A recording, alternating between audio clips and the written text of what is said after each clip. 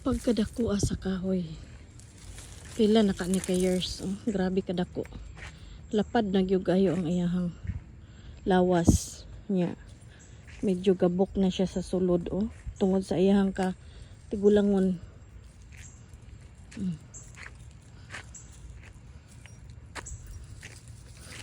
Napoy balay dari nga mingaw ka istanan oh.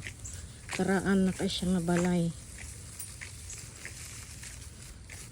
Pintalan lang siya puti. Hadlok ka pa ni balaya po yan eh. Maramang naiwakwak. Gabok na po siya. Nagabok na siya tungod sa iyang katigulangon.